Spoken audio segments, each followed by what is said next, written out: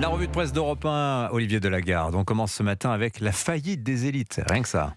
Dans quelques années, lorsque des historiens se pencheront sur la chute de nos sociétés occidentales à la manière d'un Marc Bloch, ils s'interrogeront sans doute sur l'étrange défaite de nos dirigeants. Ce qu'ils découvriront, ce qu'ils dénonceront, ce ne sera pas un défaut de formation. Nos responsables politiques sont généralement des têtes bien faites. Ils ne dénonceront pas non plus des erreurs de prévision, des analyses erronées. Non, les armoires des ministères sont remplies de rapports où tout est dit, écrit noir sur blanc. Ce qui explique l'impasse dans laquelle nos élites nous enfoncent est l'absence d'une qualité qui ne s'apprend pas, qui ne s'achète pas, c'est le courage. La crise du courage, c'est le titre de l'édito de l'opinion ce matin. L'épilogue du débat budgétaire qui s'annonce, explique Gauthier Vaillant, restera et pour longtemps le symbole du manque de courage politique. Et cette lâcheté semble assez largement répartie. Manque de courage de Sébastien Lecornu d'abord, qui ayant promis de renoncer au 49.3 et de ne pas endosser n'importe quoi, s'apprête à endosser n'importe quoi avec un 49.3. Manque de courage de la droite, ensuite, qui ayant exclu par principe l'option de la censure, s'est lié les mains et n'ose même plus protester contre les concessions faites au PS. Manque du courage du bloc central, enfin, qui a résolu tous les dilemmes en adoptant le bien commode « mieux vaut un mauvais budget que pas de budget du tout ».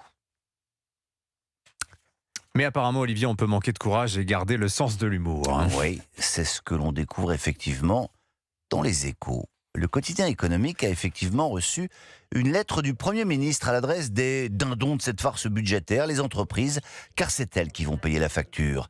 Cette lettre, qui aura peut-être en fin d'année le prix de l'humour politique, les Échos n'osent même pas la publier n'extinso. L'exégèse qu'ils en font, personne du journal n'ose même la signer. Mesdames et messieurs, les chefs d'entreprise, c'est comme ça que commence la bafouille. Votre première attente était la visibilité. Ce message a été entendu. Sic.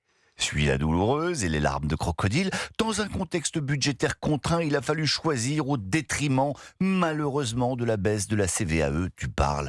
Pour les très grandes entreprises, poursuit le Premier ministre, un peu ragaillardi, le gouvernement reprend le barème arrêté en 2025.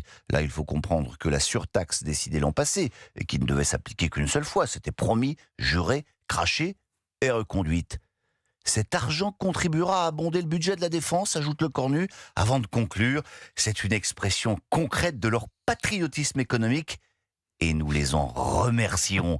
Les entrepreneurs apprécieront. Oui. Non seulement on leur fait les poches, mais en plus on se paie leur tête. Mais apparemment, le pire est à venir, Olivier. Oui, parce que le pire, c'est que le déficit va exploser. Les Échos ont aussi fait les comptes. Les mesures annoncées pour complaire aux socialistes et sauver les 34 ministres de la censure vont s'élever à 8 milliards d'euros, affirme Stéphane Loignon. Le déficit en fin d'année devrait donc approcher les 5,5%. Mais l'essentiel est sauf pour le Premier ministre. Le gouvernement ne sautera pas, alors d'aucuns penseront peut-être que tout cela est cher payé. Le calcul est simple. 8 milliards pour sauver 34 ministres, cela fait 235 284 118 euros par membre du gouvernement qui garde son portefeuille. Voilà le prix du manque de courage politique. On abandonne la politique, Olivier Delagarde, pour le sport. Oui, et je vous préviens, ça n'est pas beaucoup plus reluisant. Parce qu'hier soir se déroulait la finale de la Coupe d'Afrique des Nations, la fameuse CAN.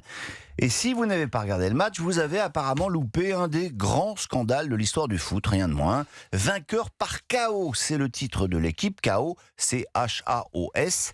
Le quotidien sportif évoque pudiquement en une de lourds incidents. En fait, tout avait été bien organisé par les Marocains qui accueillaient la compétition et qui s'étaient assurés en amont de la finale la bienveillance de l'arbitrage, ce qui s'est quand même un petit peu trop vu pendant le match. Mais le pire, c'est que cela n'a pas suffi. Malgré un pénalty imaginaire accordé aux Marocains et loupé de manière spectaculaire par la vedette de l'équipe, c'est le Sénégal qui l'a emporté. Dans l'équipe, Vincent Deluc préfère pudiquement ne se souvenir que d'une émotion folle, d'un miracle et d'une malédiction. Mais sur le site du Figaro, Sébastien Vaux, lui, se fiche bien de fâcher le supporter marocain. Il parle d'un consternant spectacle plombé par une décision arbitrale scandaleuse. Cette finale a pris une tournure cauchemardesque, entrant tristement et honteusement dans l'histoire de ce sport. Et vive le foot. Allez, on va terminer sur une note quand même plus joyeuse. On va terminer en fanfare. Mais oui, une fanfare. Ah oui, une vraie. La chose a échappé à tout le monde, sauf à Lacroix. Aujourd'hui débute la semaine du son de l'UNESCO qui s'achèvera par le week-end des orchestres. Il s'agit de valoriser la pratique collective de la musique. Alors, on n'est pas très bon en France, hein. Moins de 5% de la population joue d'un instrument. Or, c'est essentiel, affirme Nathalie Lacube, dans les périodes de tension sociale, celle que nous vivons, c'est très important de pouvoir jouer collectif.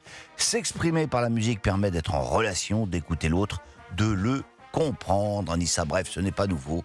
Mais à la différence de la politique et du football, la musique adoucit les mœurs. N'est-ce pas Philippe Val qui joue trompette? Non, moi je joue de la guitare et du piano. Guitare-piano. Ah, c'est bien. Et votre fils est un mélomane déjà incroyable.